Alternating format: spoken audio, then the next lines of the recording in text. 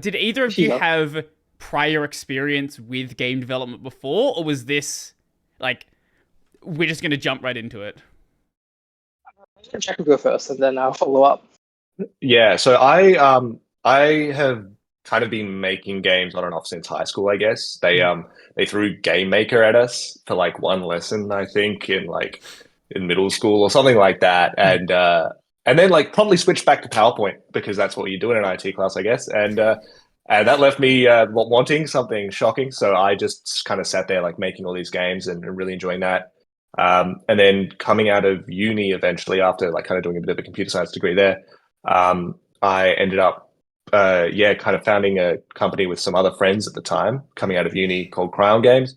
So we made, Greg's Adventure, like kind of mini golf game where you like roll an egg around a maze and then it only has a number of bounces until it cracks. You won't be able to find it on the App Store anymore. We've taken it off since it was our first game and all that kind of stuff. But yeah, we got to do kind of a bunch of cool stuff there, and we tried to really went from like really small to like really big when we tried to effectively make like Diablo for the phone.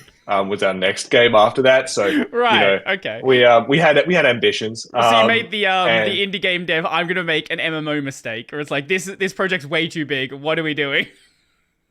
yeah, effectively we just kept like pivoting until we tried to like find the fun. And we Right. eventually found like we were like, oh, this is going to be a good game now. We're like here, but we're also like, what's the scope for us making it? So we got a bunch of offers for like money to help us with making it, and then we went, I don't think it's responsible for us to do that. So I mean, there's a fair bit more to that story, but for the sake of time, yeah, like that's kind of some of my past experience there.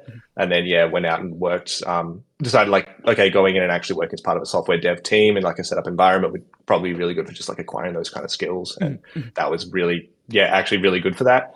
And so yeah, then here I am now, bringing that all to Paper Cactus. Yeah, Awesome. so that's me and my experience. My path is kind of different. I've got no formal training with illustrations or video game design or whatnot. I actually started out as a dentist. That's a new one. Okay.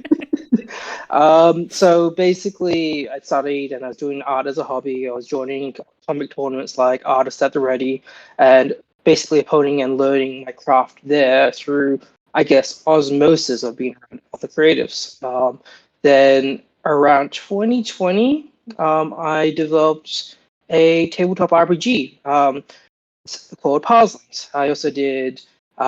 I did all the game design, I did all the illustrations, I did a lot of the marketing, and I had that published. And I picked up other work here and there, doing graphic design and layouts for other tabletop RPGs like The Wild Sea, which did very well for itself. I think a couple of years back it won the Ennies, like a tabletop RPG award. So by the time I met Jacko again after many years of basically no contact, I had started to shift out of the desire to be a dentist, and it happened that COVID had just kind of messed around with the healthcare community. I was having my own issues with my eyes, and then along came Jacko, who also wanted to change. That's where I started jumping into the project. So it was very much a big step and a big change for me, but I don't regret it one bit. Well, it sounds like you had the idea before you guys started speaking. So where did that idea actually come from?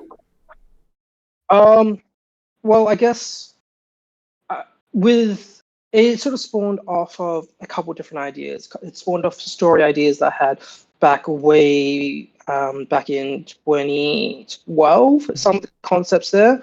I always liked talking about the themes of isolation and how people interact and how people change things. The whole idea of combining different things and how tools can evolve based on who used them.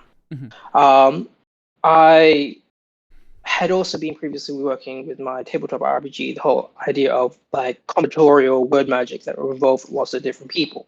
So I kind of got sick of drawing just people, and I wanted to go back to my true passion of just drawing robots. I have it's a really bad habit and almost addiction to drawing robots. So I wanted to do something sci-fi. I wanted to do something robots, and that's where I started thinking about this idea. Mhm.